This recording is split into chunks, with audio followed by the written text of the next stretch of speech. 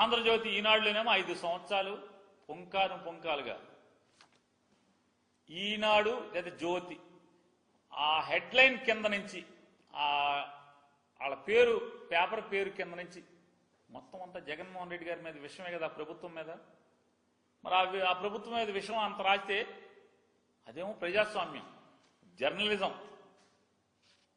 మీరు మీ ట్వీట్లోనే తీసాం కదా, మీ ట్వీటే చూడండి ఎవరన్నా.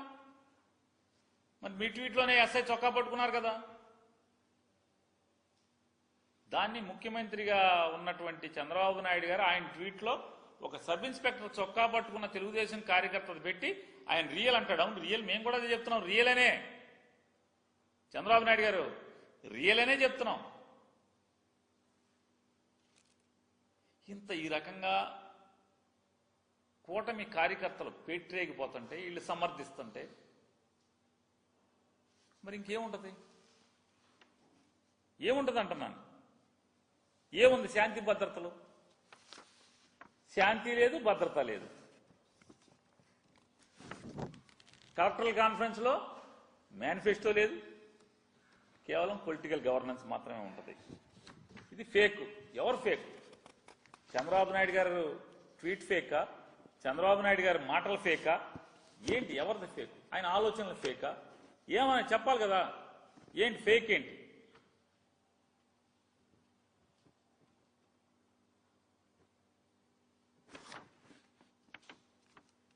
పవన్ కళ్యాణ్ గారు అయితే ఎలక్షన్ ముందు అసలు భగత్ సింగ్ గురించి లేదా సుభాష్ చంద్రబోస్ గురించి, సైనికుల గురించి, మిలిటరీ గురించి, నేను కానిస్టేబుల్ కొడుకుని, నాకు కాకి విలువ తెలుసు, కాకి మర్యాద తెలుసు, కాకి గౌరవం తెలుసు, కాకి పౌరుషం తెలుసు. ఉప ముఖ్యమంత్రి నోరిప్పితే ఒట్టు.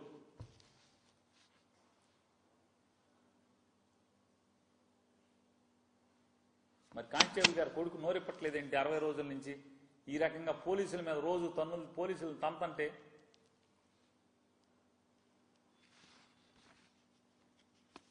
మాటలు మాత్రం కోటలు దాటినాయి. ఎన్నికల ముందు మాటలు కోటలు దాటినాయి, వీళ్ళ చేతలు మాత్రం పాతాళానికి ఉన్నాయి. ఇటువంటి ఈ రకమైన పరిస్థితులు చూస్తే చంద్రబాబు నాయుడు గారు ఇవాళ కలెక్టర్స్ కాన్ఫరెన్స్ లో కూడా మాట్లాడాడు. గతంలో మాట్లాడాడు. జగన్మోహన్ రెడ్డి గారిని సైకో అని మాట్లాడాడు.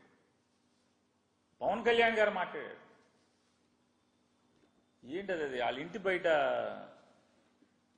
ఏంటిదండి అది? జగన్మోహన్ రెడ్డి గారు కూలగొట్టాడు అది ఇదని చెప్పని ప్రజావేదిక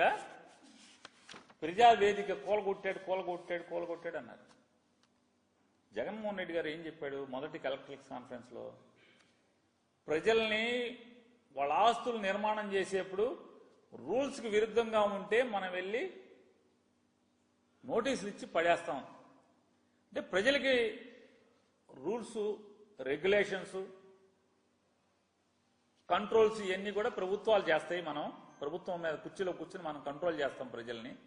కానీ ప్రభుత్వమే రూల్స్, రెగ్యులేషన్స్ లేకుండా నిర్మాణం చేయడం అనేది తప్పు కదా. ఏం సందేశం ఇస్తున్నాయి ప్రభుత్వాలు? ఒక వాటర్ బాడీలో ఇలాంటి స్ట్రక్చర్స్, కన్స్ట్రక్షన్స్ కట్టడం తప్పు కదా అని చెప్పి ఆయన చెప్తూ ఇదేదో అది పడేశాడని చెప్పని సైకో అని మాట్లాడారు. నేను చంద్రబాబు నాయుడు గారిని సూటిగా ప్రశ్నిస్తున్నాను. ఒక వాటర్ బాడీలో మీరు రూల్స్కి విరుద్ధంగా ప్రభుత్వంతో నిర్మాణం చేయిస్తే, ప్రజాధనంతో నిర్మాణం చేయిస్తే కొలగొట్టడం తప్పు అయితే మరి అడుగులు వేస్తుండటానికి మొట్టమొదటి మహత్కార్యమే ఇందుకు నిదర్శనం. 2014-19 మధ్య కాలంలో సుమారు 10,000 గ్రామాల్లో ప్రారంభించిన సాలిడ్ వేస్ట్ మేనేజ్మెంట్ ప్రోగ్రామ్ ని ముందుకు తీసుకెళ్లాల్సిన అవసరం ఉంది. అలాగే పైలట్ బేసిస్ లో పిఠాపురం నియోజకవర్గంలో ఇన్నోవేటివ్ ప్రాక్టీసెస్ తో ప్రవేశపెట్టబోతున్నాం. గ్రే వాటర్ మేనేజ్మెంట్ మెథడ్ ద్వారా లిక్విడ్ వేస్ట్ మేనేజ్మెంట్ ని ప్రాపర్ గా డిస్పోజ్ చేయడంలో ఒక ప్రాధాన్యత ఇవ్వబడుతోంది. స్వచ్ఛ భారత్ మిషన్ మరియు ఇతర కార్యక్రమాల కింద నిర్మించిన ఇండివిజువల్ హౌస్ హోల్డ్ టాయిలెట్స్ని ODF ప్లస్ చొరవ కింద మెయింటైన్ చేయబడతాయి. అలాగే హౌస్ హోల్డ్ లెవెల్లో సేఫ్ డ్రింకింగ్ వాటర్ అందించడానికి మేము JJM జల్ జీవన్ మిషన్ కింద ఆగస్టు 15, 2024 నాటికి పల్స్ సర్వే నిర్వహిస్తున్నాం. ఈ సంవత్సరం గ్రామ పంచాయతీల్లో 5,40,000 functional house hold tap connections అందించాలి. 5,40,00,000 ఫంక్షనల్ హౌస్ హోల్డ్ ట్యాప్ కనెక్షన్స్ని అందించాలని లక్ష్యంగా పెట్టుకున్నాం.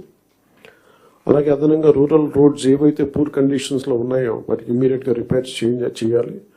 అందుకు ఈ ఆర్థిక సంవత్సరంలో 4,721 కిలోమీటర్ల మేర కొత్త రోడ్స్ని ఏర్పాటు చేయడంతో ప్రభుత్వం అన్ని చర్యలు తీసుకుంటూ ఉంది.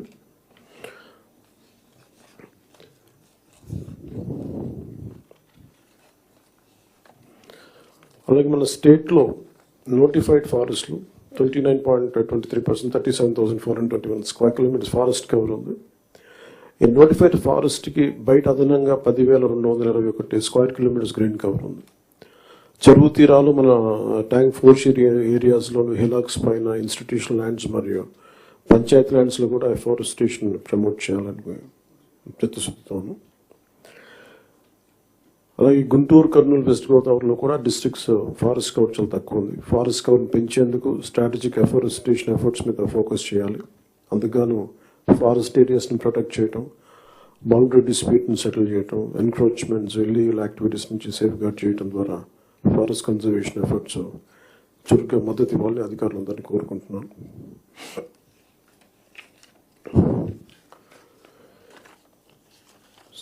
Later we'll go into a very deep plan, but నాకు వారంత అనుభవం లేదు కాబట్టి I would like to learn. It's learning పార్ట్గా తీసుకున్నాం. సో చంద్రబాబు గారి దగ్గర నుంచి, గౌరవ ముఖ్యమంత్రి చంద్రబాబు గారి దగ్గర నుంచి వారి పాలనా అనుభవం, వారి పాలనా దక్షత మేము నేర్చుకోవడానికి సిద్ధంగా ఉన్నాం. అంబేద్కర్ గారి మాటలు గుర్తున్నాయి. However a good constitution may be, if those who are implementing it are not good, it will prove to be bad. However bad a constitution may be, if those who are implementing it are good, it will prove to be good. గత ప్రభుత్వంలో ఇదే బలమైన రాజ్యాంగం, ఇదే బలమైన వ్యవస్థ, IAS వ్యవస్థను కానీ IPS వ్యవస్థను కానీ పాలనా వ్యవస్థను ఎలా ఛిద్రం చేశారో చూసాం. అదే రాజ్యాంగం, అదే మీరు మిమ్మల్ని ఇబ్బంది పెట్టారు, పని చేయనివ్వకుండా చేశారు. కానీ ఒక అనుభవజ్ఞులు, చంద్రబాబు గారు లాంటి అనుభవజ్ఞులు, పని చేయడానికి నేర్చుకోవడానికి సిద్ధంగా ఉన్న నాలాంటి వ్యక్తి, చాలా పరిపాలన దక్షత అనుభవం ఉన్న నా మంత్రివర్గ సహచరులు, మేమందరం కూడా ఈ రాజ్యాంగాన్ని కాపాడటానికి, వ్యవస్థలను బలోపేతం చేయడానికి ఉన్నాం.